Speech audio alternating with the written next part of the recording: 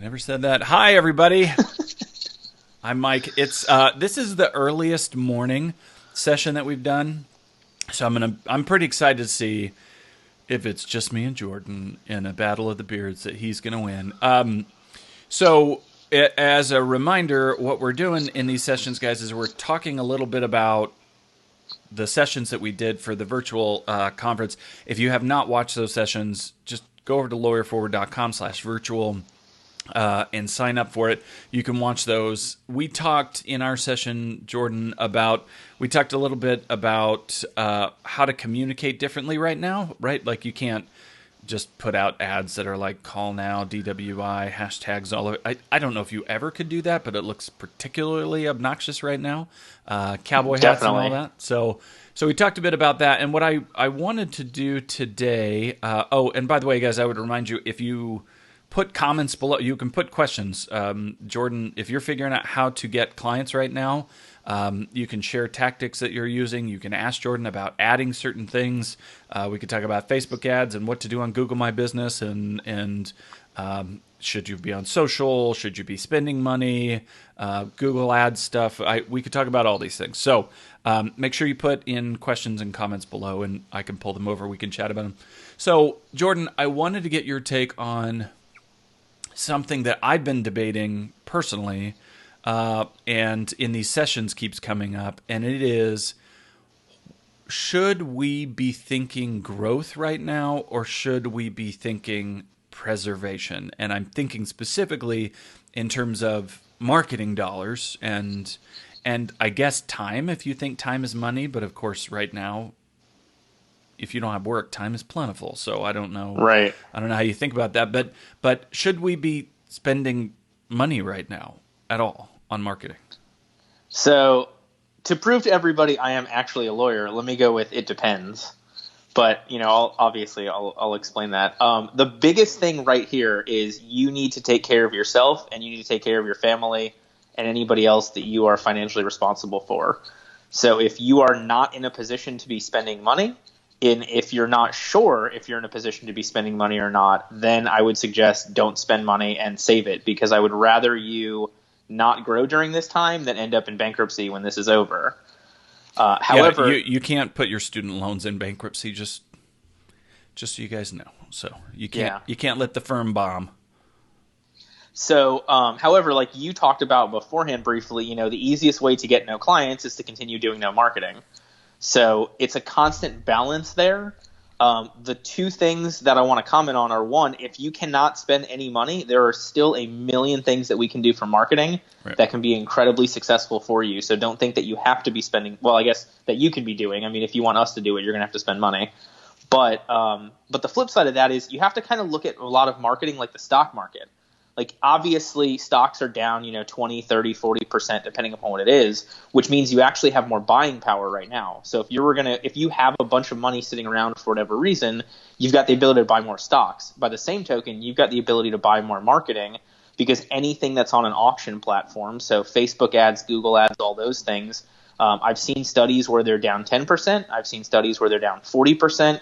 We found for our clients about 15 to 20% cheaper than they were before. So that means if you were running $1,000 worth of ads, we could probably get you closer to about $1,200 worth of ads, because there's so many fewer people running ads now. Well, and I got a question from Betsy Grubbs. She asked, should I add anything about COVID-19 to my Google ads? And this gets to some of what we were talking about in terms of what you communicate. Like, if I'm buying an ad right now, there's this cliche that people are all on social media right now because they're bored. And if my kids tell me they're bored one more time, like, you've only been in the apocalypse for 3 weeks, people, okay?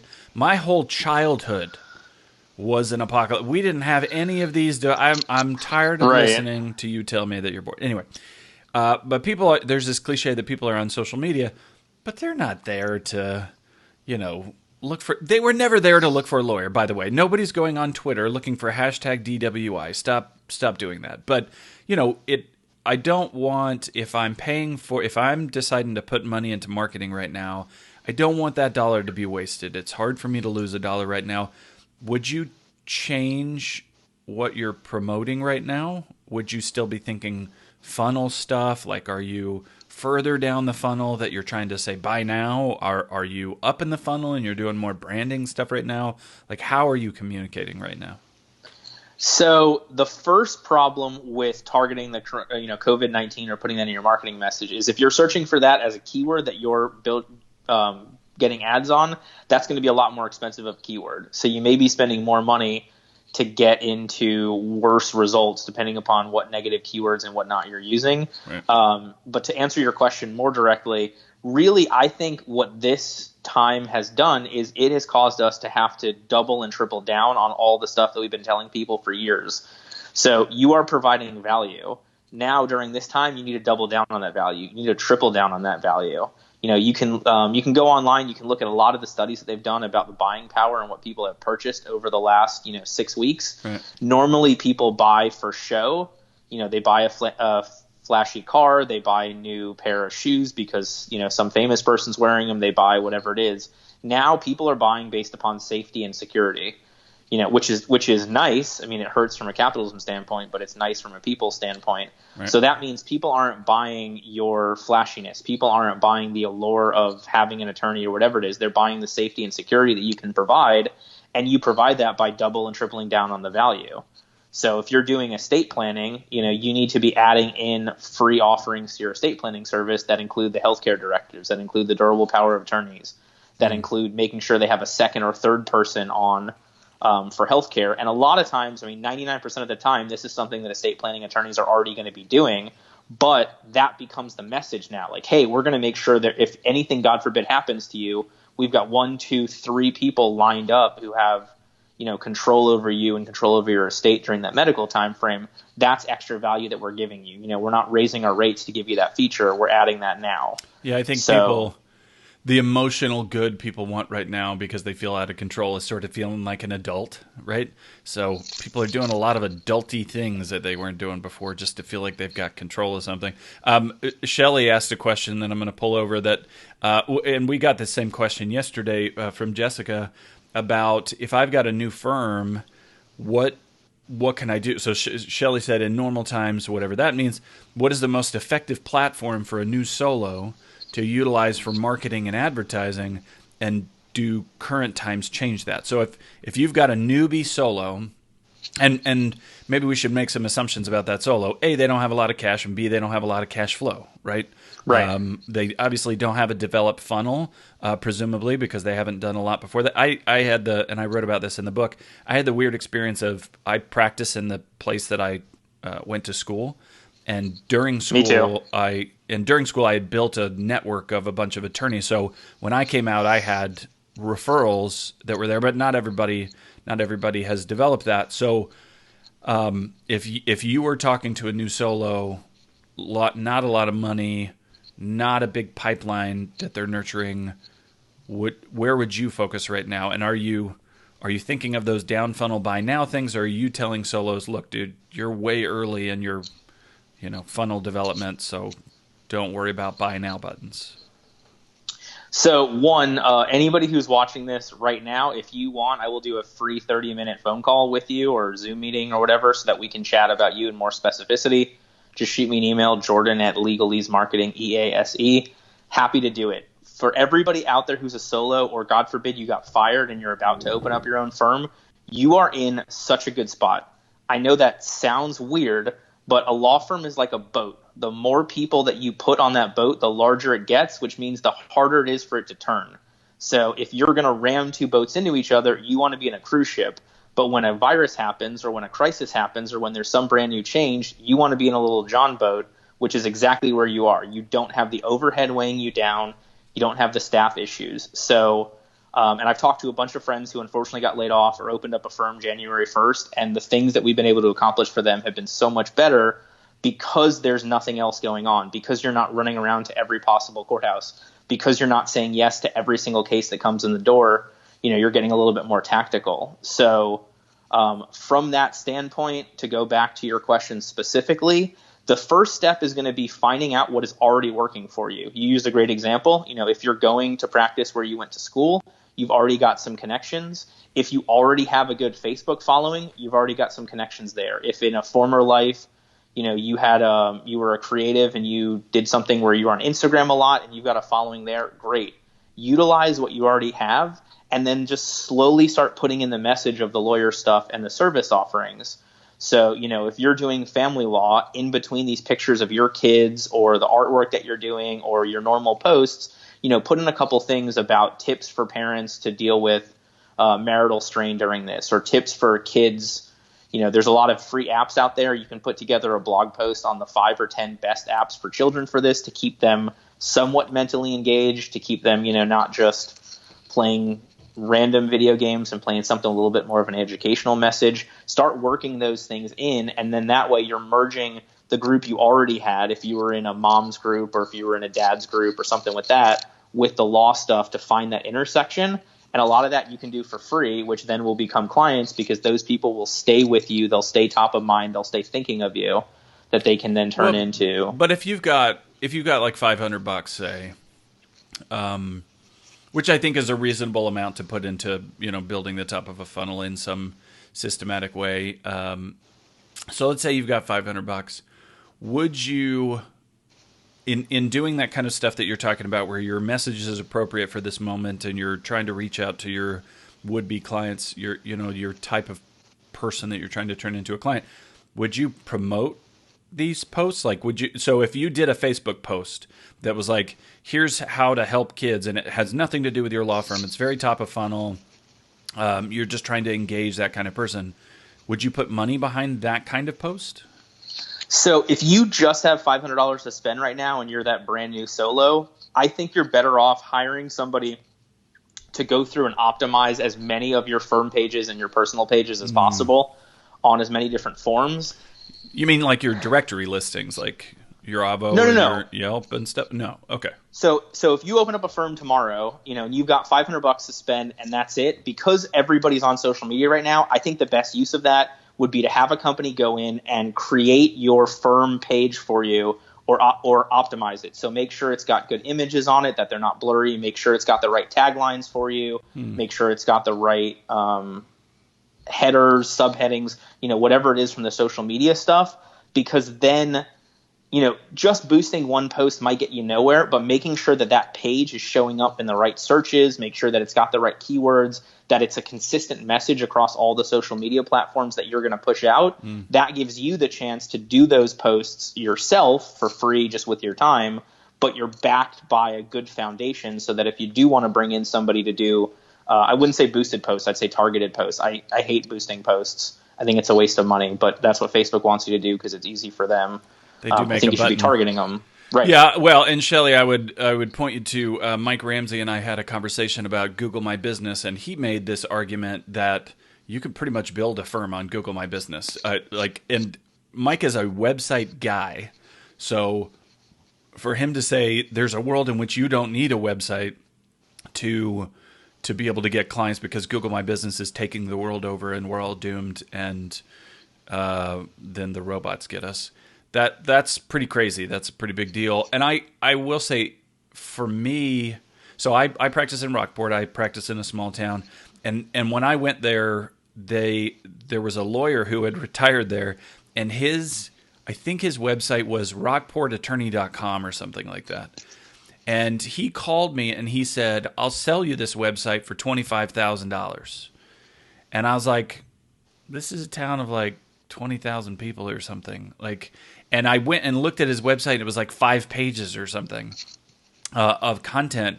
My point is, with that scenario, I built a website in a week, and within a week I was showing up, within a couple weeks or whatever, Google's indexing time, I was showing up on searches on the front page because it was that easy.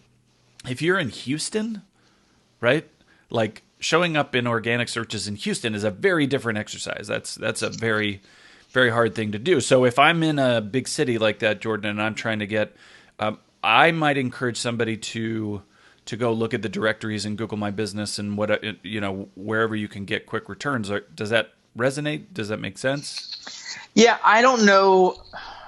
Google My Business getting quick returns is going to be very dependent upon where you are. Right. And what you can do is, there's a lot of programs you can use that will run sort of SEO audits on what's already showing up. You can hire somebody to do it. I mean, you need to have a pretty good understanding of everybody else who's in your market when it comes to SEO, when it comes to Google My Business. So that would be my only concern. I love Google My Business. I consider that in the same channel as the social media type stuff, even though it's not as social, but you get a lot of posts and there's tags and everything. But you need to be very certain that you are going to be in a position to show up, because if you're not on the first page, it's worthless. You're not there, right? Right. Whereas with Facebook, with LinkedIn, with Instagram, with Twitter, whatever one's going to appeal most to your ideal client that you're already using, you're going to be able to show up somewhere based upon the hashtags, based upon searches, based upon people you know, based upon the likes. And so that's why I think that if you just have $500, that is more likely going to be the easy way for you to jump on. Right. But before we go to the next question, I'm going to make you the student here. So obviously, the biggest search place right now is Google. Okay. Yeah, most searches in the world on Google, right? Okay. Where are the second most searches currently on the internet? YouTube? Yeah, there you go. Bingo. Yeah. YouTube. So if you're good with video, I mean, you can pull out that iPhone, you can shoot some video, you don't have to put any editing behind it if you've got the right messaging. If you're doing it nicely, and you can throw that up on YouTube, and that may be even better of a place for you to capitalize. Get good lighting. Less market share. Get good lighting. Get a good microphone. Your video doesn't matter as much. I mean, make it decent.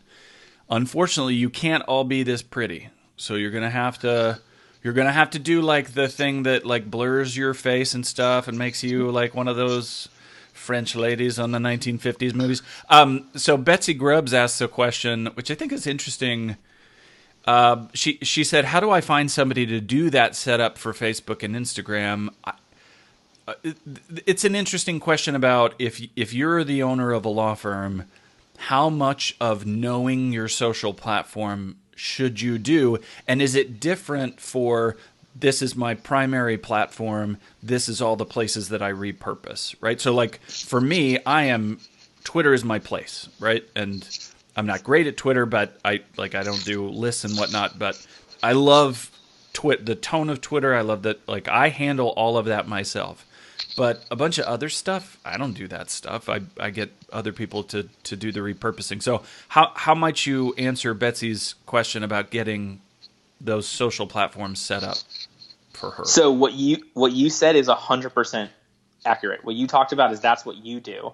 So we wear so many hats as law firm owners, and the question becomes, what hats do you actually want to wear? You know, if you want to wear the social media hat, if you genuinely like it, if you're already on Facebook and LinkedIn and whatever else, then you may be better served just having somebody go in and make sure the page is correct. If you're specifically looking for somebody to do it, you know, hypothetically, there may be a lawyer-focused marketing company called Legalese Marketing that would do it. Otherwise, there's a ton of them. I would look for somebody that is lawyer-focused. I would not go with a generic marketing company unless they happen to be very well known for also working with attorneys, just because there's a lot of technical aspects and some other things that are specific to lawyers.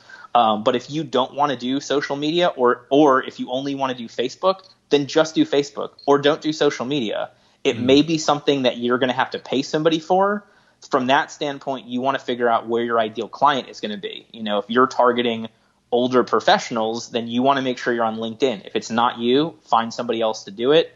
Even if it's Fiverr and Upwork per post and you're going to pay, you know, $25 to $50 a post on it, then go ahead and do it as soon as you can. If your ideal client's not going to be on LinkedIn, and if you don't want to mess around on LinkedIn, then don't worry about LinkedIn and don't pay somebody to do anything for you on LinkedIn, because one post isn't going to do anything, but 3 posts a week for 6 months might be the difference between your firm surviving and not. LinkedIn is the worst, but they do promote the heck out of the articles that you write on there. I've had a lot of success writing articles on there because I don't want to maintain a blog. Agil asks, and maybe that hypothetical company you mentioned before could help with this. He said, what company do you recommend for an SEO audit? And I maybe talk about that a little bit because I keep hearing SEO, is SEO worth even thinking about right now? Especially if you're in a big city, you're competing not with, you're not even competing with other law firms if you're in a lot of these places. What you're competing with is Avvo and FindLaw, these giant directories that they've done SEO stuff all over the place. Can you win the first page anymore? And if you're on the second page, why did you spend any time doing this? Correct. So 100%. So if you want to do it yourself, there are programs like SEMrush. I think that's probably the most famous one. There's also RFs, Ahrefs. And then if you want to do it in a little bit different format, I really like there's Local Falcon and Local Viking, or Local Viking and Search Falcon. I can get the exact I haven't used the Viking one. Other people like it. I've used the Falcon one. I can get the link if I really need it. And that basically, those will run a block of searches in like your office and then 10 miles out and see where you show up and where you stop showing up in that area. So it's really cool to see what your presence is. Or you can have a company do it. I mean, if you're really looking for that white glove 5-star service, and if you're really interested in going forward with the results, every good SEO company is going to want to run their own check just to give you good information. Most of the time, in full candor, that's to tell you need to be spending $3,000 a month on SEO or $5,000 a month on SEO so we can do this many posts, so we can do this much optimization, so we can do this based upon your area. Other times, somebody might give you the honest answer of this isn't going to be worth your time. You're looking at maybe 6 to 12 months to make any sort of dent in a lot of these larger areas. And then again, remember, Google wants to make money. Google doesn't make money off of your SEO. Google makes money off of you paying for ads.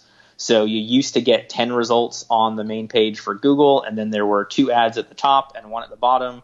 And now there's 3 at the top and up to 3 at the bottom, but usually 2. And now there's also the 3-pack in maps, and now there's also ads there. So Google wants to make sure. If I do a search for a lawyer in an area, I feel like I'm getting like 3 organic results now on the first page. Like, it's really hard to get outside of the ads. The ads are just everywhere, and a big chunk of it is taken up by those business listings too, which a bunch of those now are ads too. Right.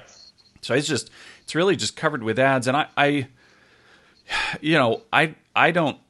see a lot of marketing companies talking to lawyers that are like, we'll do your content for you, we'll do your blogging for you, and then we'll SEO optimize that stuff. And what they do is 1 post a month that was repurposed from other blogs that they wrote elsewhere. And I don't know what SEO optimizing means anymore, but they're probably just going on to Yoast and letting Yoast tell them, did you put enough headings on there? I'm sort of having a hard time figuring out unless you're spending, right? Like, unless you are spending money, like real money, like you said, like $3,000 a month, I don't know if I would put $500 into SEO work, right? Yeah, so I'm with you. The one thing that I will say about SEO from a positive standpoint is every time Google changes the algorithms to try and get the best information to humans. So you used to be able to just keyword spam. You used to be able to just pop in all the keywords. People would do a background in white on a white background that just said, family law is good in Texas for Texans who like family law, whose law is family in Texas. Yeah. Right. And so Google has tried to figure out where that information is and punish that stuff. So if you've got a limited budget, you're better off spending money on a copywriter who's going to write a really good blog post that is going to be custom to you, that is not going to be posted 45 times around the internet, that's going to be really well written and informative and appeal to your ideal client. Yeah. Because as Google changes the algorithms, stuff like that is going to be more and more important, and less important is going to be, that we used 7 meta tags here and 3 over here and did this and did that. You definitely want that stuff, and you want the consistency because the Google bots are going to read off of those things, but you're better off spending money on a well-written article if you're going to play in the shallow end of the marketing pool, right, money-wise. Jessica Skinner asked the important question, how many sticky notes do you need? Jessica, this is the illusion of work. All of this is just like what's in my pantry. It's not actual insights or truths or ideas. It's just to look like I'm doing stuff, okay? My wife comes, I'm in the basement. I'm in my son's room in the basement. My wife will come down here every once in a while and check if I'm working. I have to close Solitaire and put more Post-it notes on the wall, so she thinks I'm doing stuff. Jessica Skinner. See, I thought you were doing the periodic table. And so like the pink ones for heavy metals. It is color-coded. I will tell you what it is, because this is how super nerdy I am. I was working on a writing project, and this is a story structure from a book called Story Grid, laid out with all the ideas from that I wanted included in the book. So that's what it is. I say book, it's like a booklet. It's like a 10,000 word piece. Anyway, when you start getting into being a nerd about creating content, you can Post-it note all the doodah day. Okay. And actually, I'm going to pretend like, yes, that's why the writing is so small, Jessica Skinner. You know what? I haven't seen you in a while. I don't know if I'm ready for you to judge my Post-it notes. So I did actually want to talk about social because, God, we do it poorly, right? Like I see a lot of it done really ugly. And I feel like right now is this moment where it's really easy to look schmarmy. It's really easy to look like kind of an a-hole. It's also really easy to look like you don't suck. Because if you show any kind of empathy right now, people dig it. So if you're, let's say that you decide, I really like Facebook. I don't really like Facebook. Though, by the way, Damien Reel of Fastcase shared an app with me the other day that can mute terms in your Facebook feed the way you can in Twitter, which I think is awesome because I don't care about y'all's politics. So let's say I decide that I really like Facebook. Would you build up a personal profile or would you build up a business page? Like, where would you focus your energy? So both. I mean, at the end of the day, my all-time favorite book is called Selling the Invisible by Harry Beckwith. Mm-hmm. And it is such an old book that it doesn't even talk about online reviews because online reviews were not a real thing. But he talks about how you sell a service. And he goes through, I mean, stories of Skadden Arms being the go-to firm for mergers and acquisitions, all the way down to like McDonald's and Walmart. And he forces you to give your elevator pitch of, you know, am I Walmart or am I Target or am I Macy's or am I Bloomingdale's in the realm of being a lawyer? It's not for lawyers, but for me, in the realm of being a lawyer, in the realm of being a business lawyer, in the realm of being, you know, whatever it is. And so by getting that spot in the market, you're going to figure out what you need to be pushing. But at the end of the day, most of lawyers, I think we're selling peace of mind, and I think we're selling ourselves. You know, we don't have a product. We don't have patents on case law or trademarks on documents or whatever it is that we can't share. So at the end of the day, people are buying our firm. They're buying us. And even though, you know, for my firm personally, I really push a team mentality. One, because I don't do the legal work, but two, because I think I have a phenomenal team and I want them to get the credit that they're due. But even then, I'm still working on my personal page all the time to make sure that people who come across it are interested enough to engage with me, to then engage with the firm, or vice versa, to engage with the firm and then to engage with me. Whereas if you only do one, you're going to have people wondering why. What are you hiding? You know, you never post personally on Facebook, or, you know, you're being over salesy. You're only posting stuff on the business page, etc.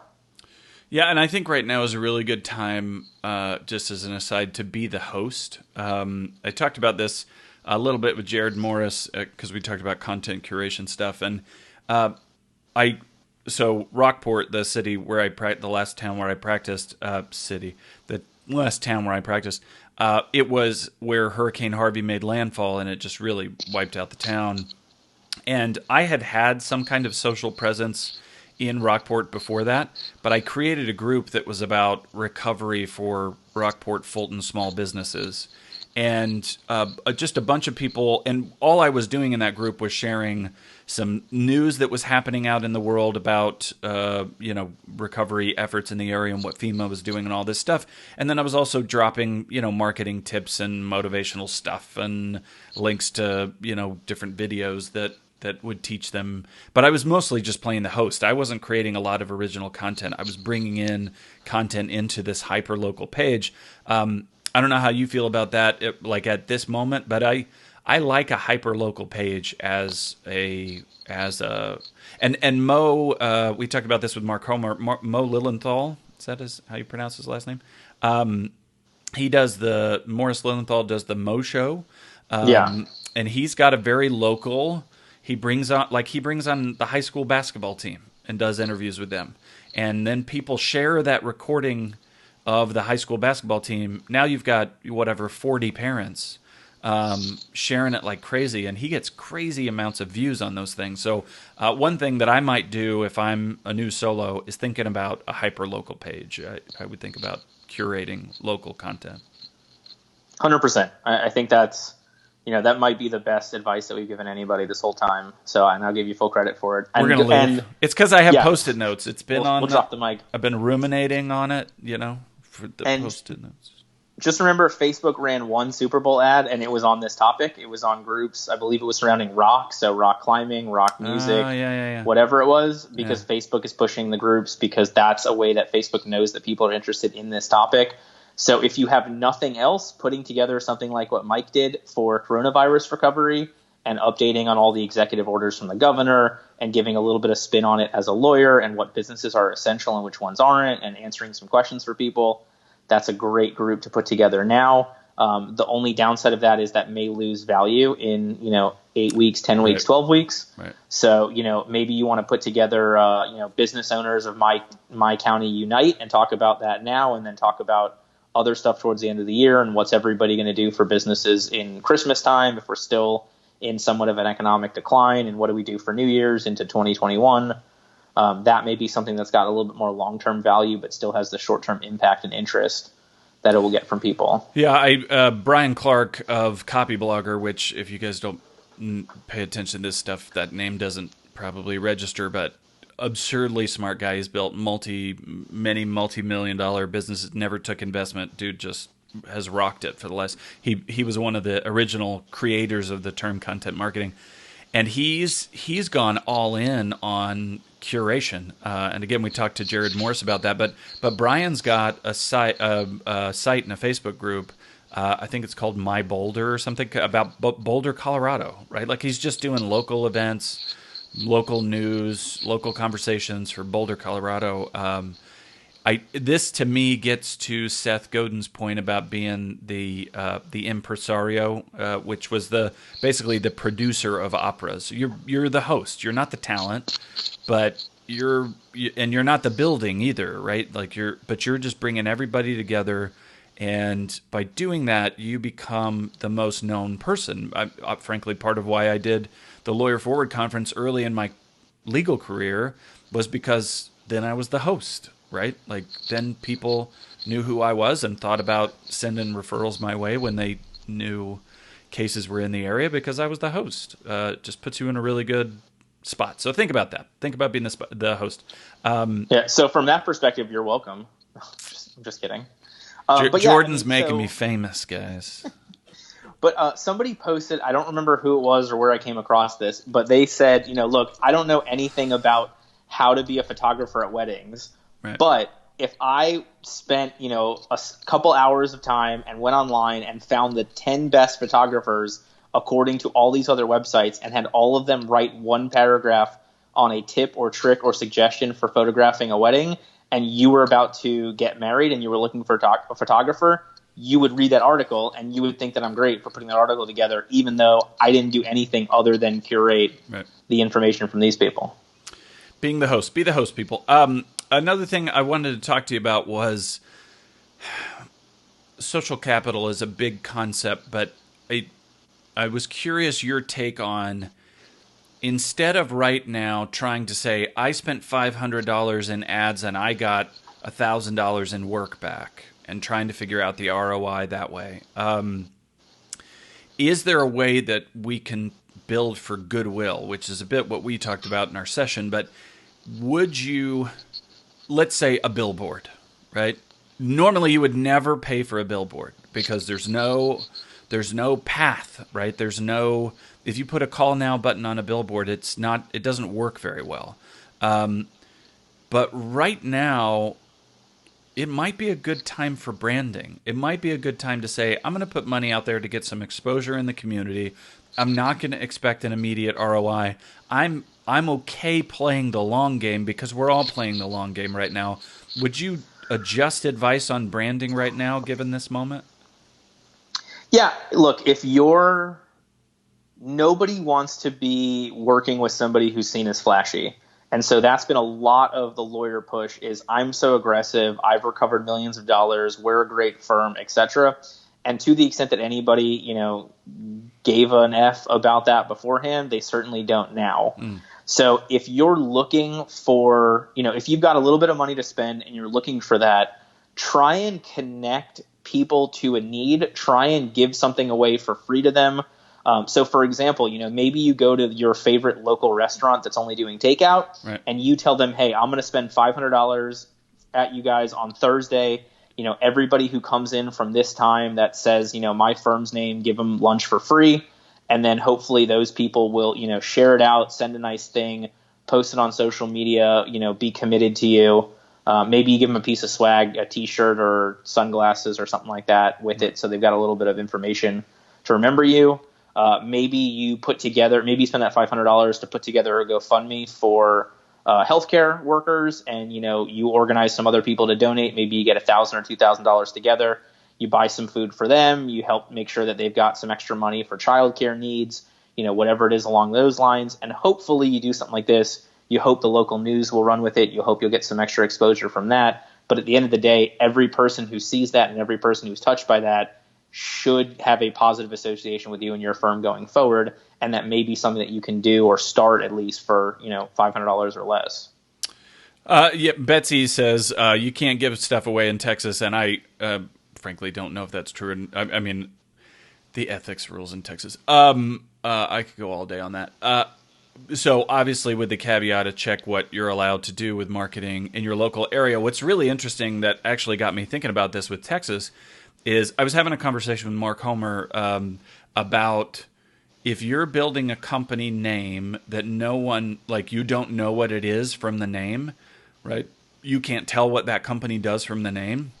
You have to spend a lot of money in branding in order for somebody to associate that name with the thing you do. So like Apple, Google was a fake word, right? Like it was a non-word. And so they had to put a lot of money into just being in front of people. It's Texas. In Texas, you have to use your name. So, you're Mike Whalen, PC or whatever. All you can say is something like attorney at law or whatever. You can't call it like South Texas estate planning. You can do that with your website, which I find fascinating. You can have southtexasestateplanning.com, which is probably why Texas lawyers have the longest freaking domain names, because we were all trying to get these names because we thought that did something. It doesn't do things, people. Relax. It's not the 90s anymore.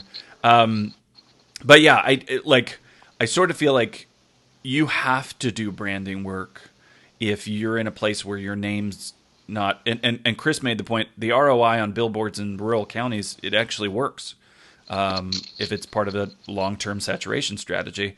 And I think that's right. Betsy says she withdrew it, assuming the giveaway stuff in Texas. I know you can't go host lunch somewhere like a retirement business. And I think that's right. I will say, check your state's rules. Texas is pretty limiting. Other states are not as limiting as Texas is, and there are some states that are more limiting than Texas. But I will say in Texas, and I think this is true across the board, you can do educational stuff. You can do quite a bit of educational work, and they'll let that go as long as you pay your $75 to submit your website every time you add a freaking category in your blog. Texas. Anyway, branding, I do think this might be a good time to just try to get your name out, to do some goodwill stuff like we talked about. Right. And so then, if that's the problem, then maybe it's you personally, not you, the firm, doing a fundraiser for, nurses, police officers, firefighters, doctors, whomever, to try and put some money together or spend that money on something for them, or, make sure you buy extra masks for them or extra gloves or whatever it is along those lines. And then, if you happen to wear your firm shirt, or if you happen to have some business cards on you and anybody hits you up for a conversation, whatever, maybe you do it that way. Maybe you get news coverage that goes right to your name. And as long as your name's not, John Smith, as people search that will come up. And 6 months down the road, you may get somebody who hires you because the nice thing you did for a nurse who happened to be their, son-in-law or their son-in-law is a nurse or whatever. Along those lines. So, you've got the ability to do a lot of really goodwill now that you can, I guess, cash in. I really hate to phrase it that way. And also, I think that if you're not doing any of this genuinely, it's going to show. People are going to get that feeling in their gut that there's something off about you. But I would like to think that we all genuinely want to help other people. And I'd like to think that's why a lot of us became lawyers. So you can combine that genuine like with also genuinely wanting to take care of your family, yourself, your employees, and a more successful firm has a much easier time doing pro bono work or low bono work when the situations arise. Yeah, I wanted to talk a little bit about guerrilla marketing stuff, and if just the concept with guerrilla marketing is that you're trying to go where other people aren't, basically. And so, if you read any of those books, he gets real creative with dropping papers in tactical positions and whatever. So I'm curious if you guys can put below things that you've tried that are wacky, right? Like we tend to talk about going on like the internet will save us. But a lot of times, I mean, we're fairly local businesses, a lot of law firms, and so our tactics might be different, and we might get more return on investment. So post below, things that you've tried, things that you've done.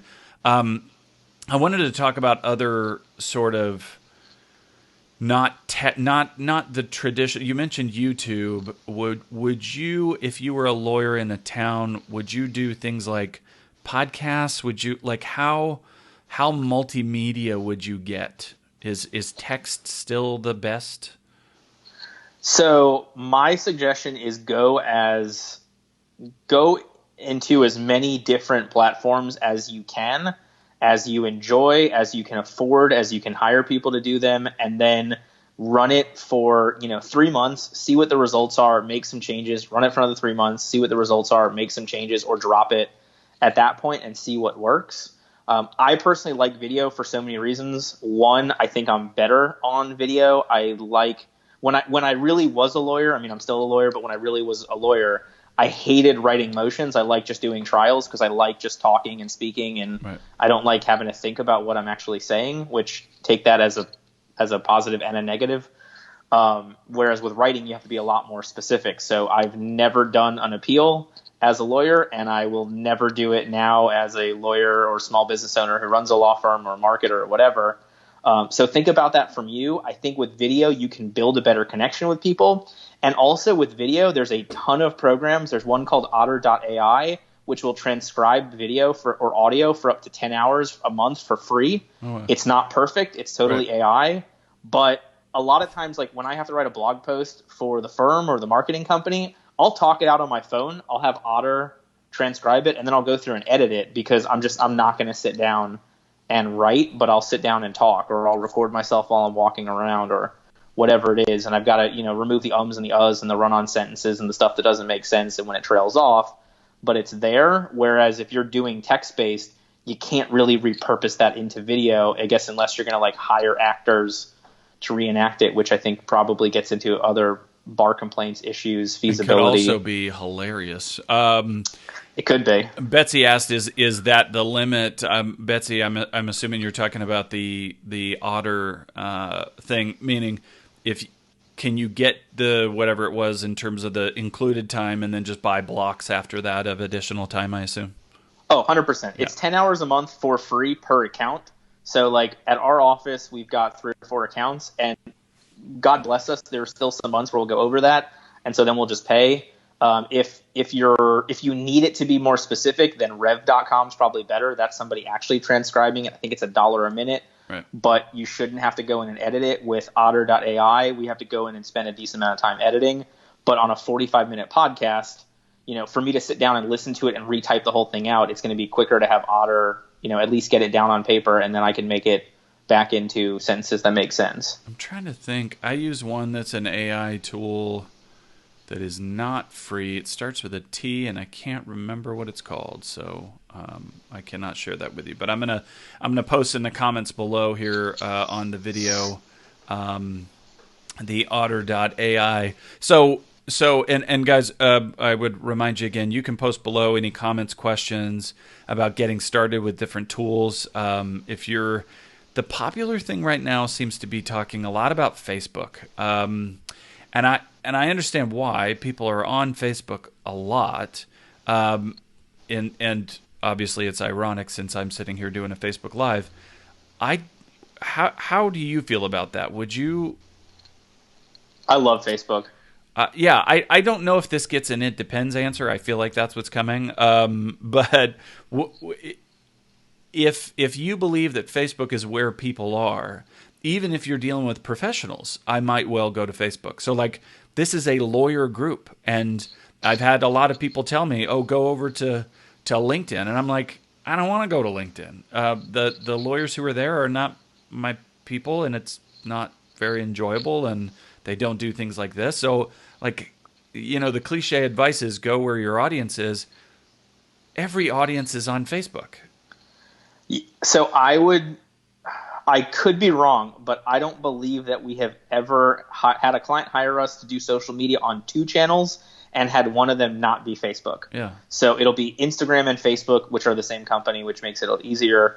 It can be LinkedIn and Facebook. It can be Twitter and Facebook. Right. I don't think I've ever had anybody hire us for only 2 platforms that did not include Facebook. We've had people hire us for just one platform. They only want to do Instagram. They only wanted to do Twitter. They only wanted to do LinkedIn, etc.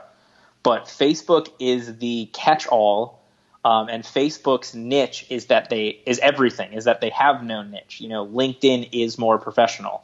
Instagram is more creative. Twitter is more whatever makes it appeal to you, Mike, because I'm not a Twitter guy. It's therapy out loud, man. It's just therapy out loud. So TikTok is younger, even less officially creative, but younger than Instagram. Facebook is everything. I mean, if you look at the demographics when you're trying to sell to people in that 30 to 49-year-old range, if they're not on Facebook, I still think you look weirdly at somebody who's not on Facebook as to why not? Are they a serial killer over the weekend and that's why they don't want to put themselves on Facebook? Or that's fair. Some other relatively valid reason. Or their mom's on Facebook and posts political commentary, and you're trying to avoid that. Just unfollow. Just unfollow. If you have to unfollow your own mother. My mom. Then snooze her for 30 days over and over again. Oh my gosh, you're gonna get me in trouble. Like, this is a Facebook Live, bro. I'm just saying. I'm gonna go friend your mom after this. I want to see what she posts. Hi, Mom. No. So I did want to ask you, I was going to ask you about tools, like what tools should we use to be able to do this, but that brings me to a question about scheduling. Because I feel like there's, in both good ways and bad, there's a huge difference between I'm on Twitter, I interact with people on Twitter, I say things on Twitter, and I'm scheduling my blog posts to show up on Twitter. Those are two totally different instances, and although I believe in repurposing, I really don't know what that's for. If you're just scheduling blog posts out to Twitter, I mean, Seth Godin can get away with it, but it's because he had a blog for, 10 years before he started doing it. Is it worth being on a social media platform if you're not on that social media platform? Probably not, but maybe. So, and that's why I go back. I mean, try it. Try it for 3 months. Try it for 6 months. Try it for 9 months. Try it for a year. At the end of the day, no matter, I don't know who's listening, watching, whatever, age-wise, right. But I mean, unless you're 70 and looking to retire in the next 6 months, we've got time to make mistakes. And it's a heck of a lot easier to be successful winning 120 times and losing 100 times than it is to win 3 times and never lose. So I have failed a million times over, but I've succeeded that many more times because I tried the things that were failures. And I guess I wouldn't say failures because I learned something from them, because I took something from it, because I realized, what the problem was. That wasn't where my client was. I didn't have the messaging right. I wasn't spending enough of my own time on it. I didn't hire the right person to do it. Whatever it is, you can take a lesson from something that wasn't as successful as you expected. But right now, I mean, we don't know. I try so hard to turn lawyering and really to turn marketing into a science, but it's not. It's an art. Thankfully, with digital, with social media, with programs like Lawmatics, you can track a lot of data, so you can sort of run scientific methodology on it. But at the end of the day, even if you're signing up 100 clients a month, if you happen to have 10 people that didn't like you that month but would like you the next month, I mean, that's a huge change to your bottom line, even though it's not really a giant number. So we're always going to be dealing with pretty much anecdotal evidence when it comes to data, but try it. Sure. Try Twitter for 3 months, try it for 6 months. see if you get clients from it, see if you get engagement, see if you grow the reach, track what you can track. I wouldn't necessarily track likes or followers. I would track engagement. So I would track comments. I would track, I wouldn't track people that like your page. I track people that like each individual post, who comment on it, who watch the videos, who interact with you, whatever it is along those lines. See what happens. Things that'll work for me won't work for you. Things that'll work for your watchers won't work for me. But, we can put together a nice marketing plan that we think is right, that gives us the best chance of success, and try it. And if something's not right, you can always change it. And I wouldn't, to your point, I wouldn't give anything less than a 3-month runway. There's just no way to gauge something. So I keep recommending it. There's a book called 12-Week Year, and it is about the idea that you do a year-long project, something that would fit in a year normally, be like a year-end goal, but put it into 3 months. Do one thing, really just go at it, and give it 3 months, and then test it after, right? Just evaluate it. Along those lines, though, I probably wouldn't include the next 2 months in those 3 months. So anything that you start tomorrow, I'd give at least 5 to 6 months on, just because, I can tell you how much lower my close rate is now, literally down to the 0.1% based upon our systems. But at the end of the day, it's, 5-something% lower. But that doesn't mean that my marketing is 5-something% worse. It just means that there's that many fewer people who are pulling the trigger for a consultation, who have the money to spend, whatever. So don't get disheartened if, sales are down or if some of these things don't work. That's why I go back to track the likes on posts, track the followers, track the views. That'll give you a better understanding of who's watching, who's out there, who's interacting, because you don't know if they're a potential client or if they have the money to be a client now. But if they're with you when they are, they'll still be there. Huh. Well, and I said this yesterday, in trying to build a business, I've been broke at different points, but I've never been broke with the hope of government money coming in, right? It sounds ridiculous, but this is sort of a great time to screw things up because everybody's screwed up right now. Previously when I was trying things and it didn't go well, it was just like, crap, I'm broke. There was no government bailout coming before. We're all living on basic income now, basically, in a sort of weird way, and Andrew Yang was right all along, I guess. But yeah, so I think actually right now is a really cool time to just go figure something out. That doesn't feel good, but it is a cool time. So go airdrop some pamphlets somewhere. Don't do that. That's polluting. And to circle back to our prior point, for those people that are solos, it's a lot easier to try those things out when you don't have a $30,000, $50,000, $100,000 a month overhead between rent and staff and other people. Yeah. So maybe don't do it all yourself, but do some of it yourself, so you can show some of the personality somewhere. Be yourself loudly, I always say, and then get help repurposing it. Just put your name out there. I don't quite love the be everywhere thing. Right. That's a lot of pressure. You're not that bored.